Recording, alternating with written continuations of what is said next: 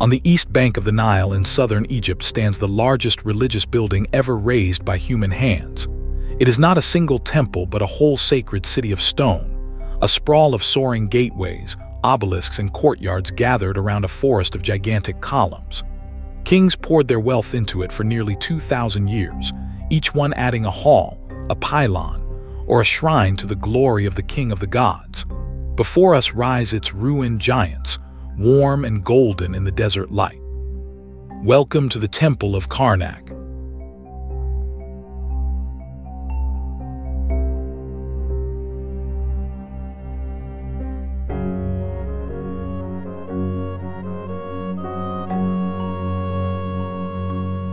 We are at Luxor, in southern Egypt on the east bank of the great river Nile. In ancient times, this was Thebes, one of the mightiest cities of the Old World, and for long stretches the capital of Egypt itself. The east bank belonged to the living and the gods, and here rose the vast temple precinct of Karnak, while across the water the west bank held the tombs and mortuary temples of the dead. Between them flowed the Nile, the lifeline that fed the whole kingdom.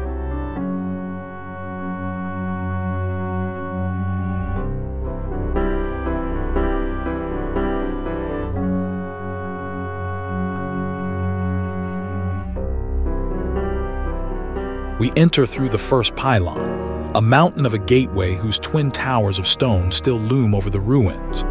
A pylon is a great ceremonial doorway, its sloping walls once bright with painted reliefs and crowned with tall flagstaffs. Successive kings raised gateway after gateway across the site, so that a visitor passed through a sequence of these towering thresholds, each one a boundary between the ordinary world outside and the ever more sacred ground within. Before us, the walls climb far overhead, and the true scale of Karnak begins to reveal itself.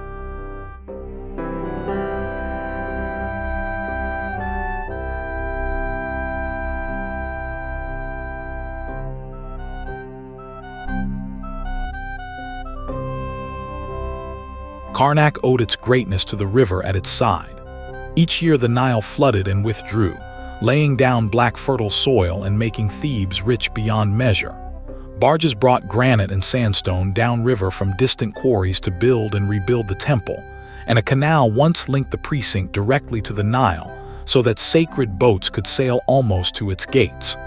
The river fed the city, carried its stone, and bore the images of the gods in procession. Without the Nile, this sea of temples could never have risen from the sand.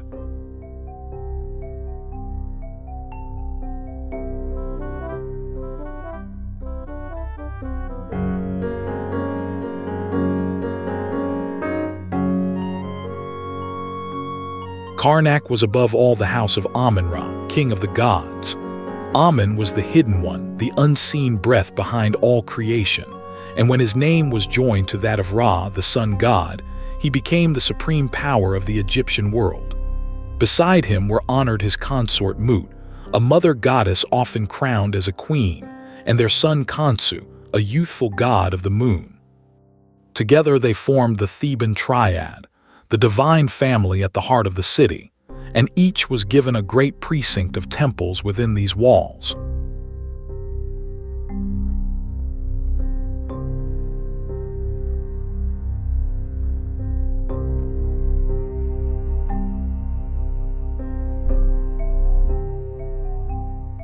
No single ruler built Karnak.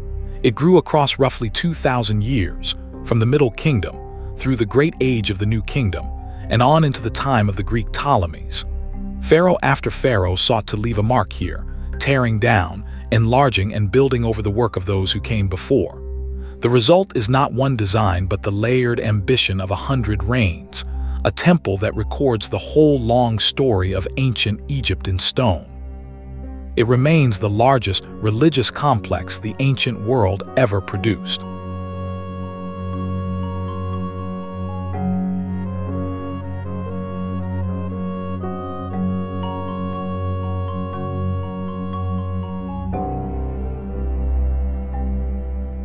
Beyond the first pylon opens the great Forecourt, a wide sunlit expanse ringed by columns and dotted with the shrines and statues of kings.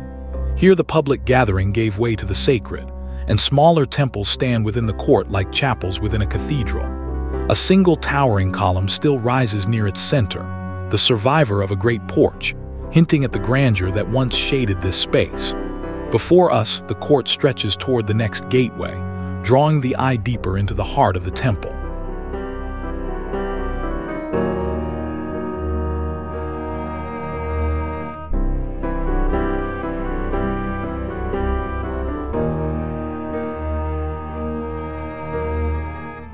Now we pass into the most astonishing space at Karnak, the great Hypostyle Hall. It is a covered forest of stone, 134 gigantic columns crowded together across an area large enough to hold a great church. Raised chiefly under Seti I and his son Rameses II, it was once roofed over completely, its interior sunk in a sacred half-light. To stand among these pillars is to feel very small, wandering through a thicket of stone trunks that vanish upward into shadow.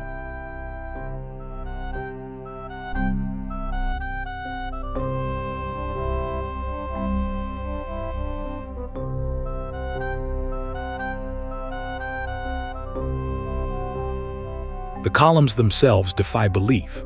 The 12 that march down the central aisle are the tallest, rising more than 20 meters and spreading at the top into open papyrus flowers, while the ranks on either side stand a little lower with tight-closed buds.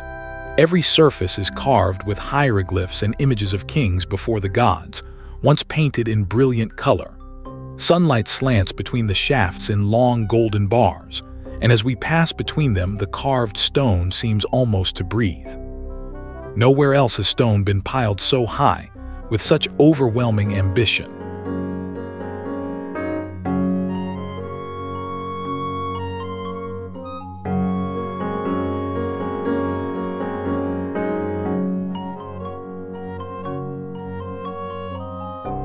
Rising above the walls stand the obelisks, needles of solid red granite that once caught the first light of the sun.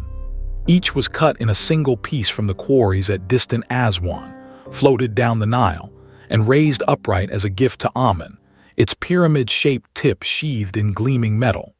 The great obelisk of Queen Hatshepsut still stands among the tallest ever raised in Egypt, near the stump and shaft linked to her father Thutmose. To lift such a monument with ropes, ramps, and muscle alone remains a wonder of the ancient world.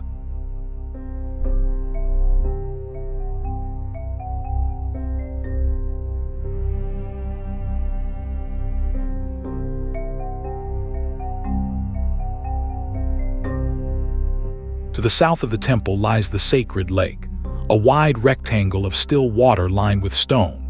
Here the priests bathed and purified themselves before serving the god, and its calm surface held the sky and the temple walls in reflection. The lake was fed by the groundwater of the Nile and stood at the center of the daily rituals of purity that governed life in the precinct.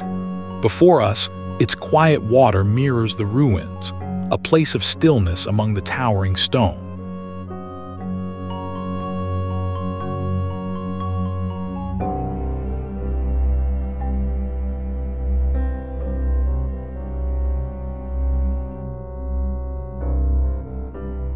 Guarding the approaches to Karnak stand rows of ram-headed sphinxes, crouching lions with the heads of rams, for the ram was a sacred animal of Amun. Between the paws of each sphinx, a small figure of the king stands sheltered beneath the god's protection. From here, an avenue of these sphinxes once ran for miles across the city, linking Karnak to the Temple of Luxor to the south. To pass along that avenue was to move down a sacred road lined on both sides by the silent guardians of Amun.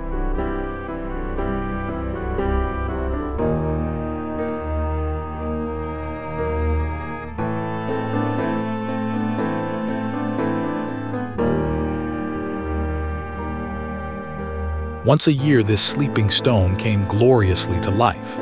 During the great festival of Opet, the images of Amun, Mut, and Khonsu were carried from Karnak to Luxor Temple in golden sacred boats, borne on the shoulders of the priests along the avenue of sphinxes or by barge upon the Nile. Crowds gathered, incense rose, and the streets filled with music and offerings as the gods renewed the divine power of the king. For a few days each year, the whole city became a stage for the journey of the gods, and Karnak stood at the heart of it.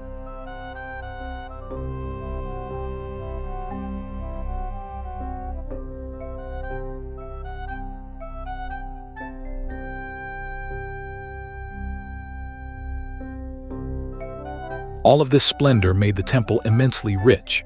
Generations of kings poured land, gold, cattle, and captured spoils into the treasury of Amun, and armies of priests, scribes, and workers served the god within these walls.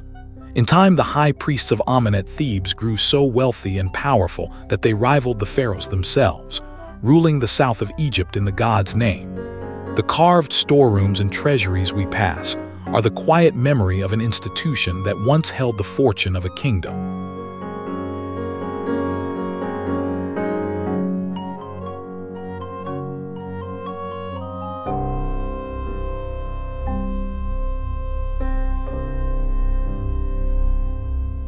The gods of Egypt fell silent long ago, yet Karnak endures. For some 4,000 years its stones have stood against the sun and the drifting sand, outliving the empires that raised them. Columns lean, walls have fallen, and the painted color has faded to bare gold, but the sheer scale of the place still humbles all who stand within it. Before us, the great pillars and gateways rise as they have for millennia, a testament to the faith and ambition of a civilization that built for eternity.